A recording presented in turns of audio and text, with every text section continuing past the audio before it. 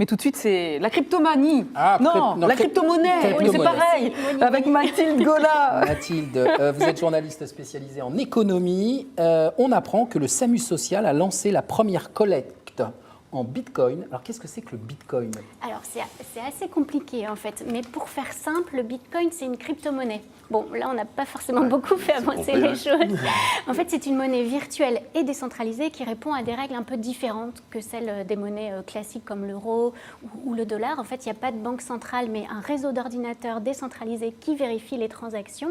Et puis, il y a quelques règles qui avaient d'ailleurs été consignées dans un document publié en 2008 et qui étaient passées parfaitement inaperçues à l'époque. Donc, parmi ces règles, il y a celle qu'il n'y aura jamais plus que 21 millions de bitcoins diffusés sur la planète. Aujourd'hui, on est à peu près à 17 millions. Et puis, donc aujourd'hui, on a une nouvelle fonction pour le Bitcoin puisqu'il peut aussi faire office de crypto-don. C'est ça. Alors, mais qu'est-ce que c'est que ce crypto-don? Alors, comment ça fonctionne? Qu'est-ce que c'est? Dites-nous tout. Alors, en fait, pour mieux comprendre, je me suis rendue à la Maison du Bitcoin. Donc, c'est une plateforme d'échange. Maison du Bitcoin. Il y a une maison du Bitcoin, exactement. Pour faire simple, encore une fois, c'est une sorte de banque, en fait, mais une banque de Bitcoin. Alors, évidemment, tout est digital, numérisé. Et donc, finalement, c'est assez simple parce que le SAMU social et la Maison du Bitcoin se sont associés pour faire quelque chose de très facile. Ils ont créé donc un site internet et donc pour faire un don de Bitcoin, il suffit de se rendre sur ce site dédié et en fait de faire tout à fait un virement presque classique, sauf qu'il est en Bitcoin. Et si on n'a pas de Bitcoin? Ça n'a pas d'intérêt en fait. Ouais, mieux vaut faire un don en euros classique, c'est beaucoup mieux. Mathilde, c'est quoi le but de cette opération? Alors le but de cette opération, c'est de s'adresser aux crypto-donateurs. Et la finalité très concrète, c'est que ce qui vient du milieu du numérique et du digital reviendra au numérique et au digital, donc de doter le SAMU social de tout un parc d'ordinateurs, mais aussi de former les gens les plus démunis au milieu du numérique et du digital. Et pour la Maison du Bitcoin, le but, c'est aussi de montrer que le Bitcoin peut répondre à des valeurs de générosité et d'entraide. D'ailleurs, Brian O'Hagan, donc, de la Maison du Bitcoin, m'a confié que c'était vraiment les vraies valeurs du Bitcoin. À la base, ça a été conçu pour ça. D'ailleurs, la Maison du Bitcoin, pour montrer l'exemple, a fait un don d'un demi-Bitcoin, parce qu'on peut donner un Bitcoin, un dixième de Bitcoin, un centième. De la valeur.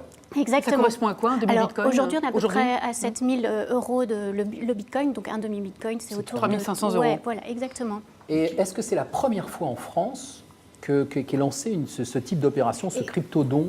Exactement. Alors, c'est la première fois en France et même en Europe, donc cocorico.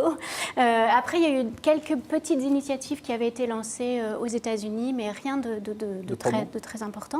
Et là, ce qui est assez intéressant, en fait, c'est un des donateurs du SAMU social qui s'est dit, écoutez, on est en 2017, pourquoi nous aussi, on ne se mettrait pas à faire des dons en Bitcoin, d'autant que très récemment, le Bitcoin, notamment en décembre, avait franchi des seuils assez incroyables. Voilà.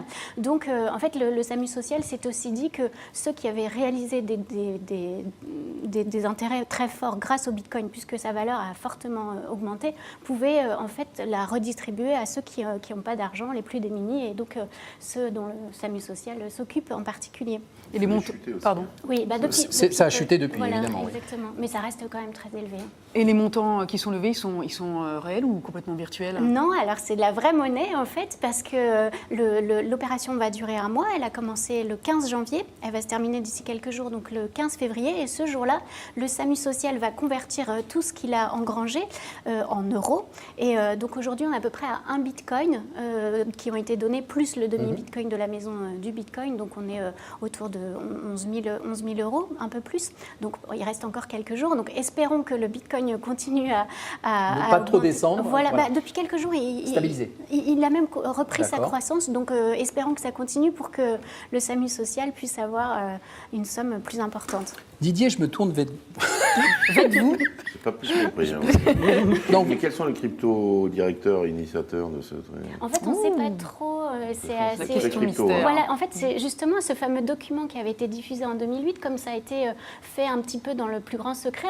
On n'est pas certain de l'identité en fait de l'auteur de ce. Mais c'est plutôt une prouesse en fait technico-financière. En fait, c'est plutôt ça qu'il faut retenir. C'est une monnaie mondialisée qui dépasse les structures habituelles de la monnaie, des banques centrales et de tout le réseau financier habituel. Et pour l'idée de base, c'était vraiment favoriser l'entraide. Et oui, ça a été un peu détourné. Que les gens se retrouvent retrouve à la rue, tout ça, il y a un truc comme ça, je crois. Voilà, exactement. Ça peut être bien, mais après... Ça vous fait un petit peu peur? Ouais, ça vous fait peur? Bah, en fait, il y a un... 21 millions de bitcoins. 21 millions, Ouais. donc ça c'est plutôt ça. Voilà. Mais il faut pas que L'idée, ça... c'est de créer la rareté. en Voilà, fait, c'est ouais. ça, que ça soit pas Et c'est vérifié quand une même. nouvelle oui. bourse Non, bizarre. exactement. ouais, Exactement. Mathilde, merci d'être venue nous parler du bitcoin. Merci. C'est franchement très bien parce que et on va suivre ça avec attention et vous reviendrez nous parler du Figaro demain, de toutes les expériences que vous menez. Positif. Je précise également, Mathilde Gola, que vous allez faire paraître le 28 février prochain chez Flammarion votre livre 100 jours sans supermarché, le premier guide des circuits courts. C'est complètement dans l'air du temps. C'est une super démarche, une super expérience que vous avez menée. Donc quelques vidéos ont été publiées sur le Figaro il y a quelques semaines. On a hâte de vous lire et de découvrir votre expérience en détail. Je l'ai là, et je vais l'offrir à Didier, bien sûr. Ah, ça c'est bien, mais Voilà. oui, c'est intéressant. Mais les supermarchés, là, ils ont repris un petit peu quand il y a des petits stands à l'intérieur de fromage. C'est une façon de détourner, de reprendre le marché d'avant. Bah, exactement comme ça. Et voilà Didier, ça sort que le Merci. 28. Ah, je suis gâté.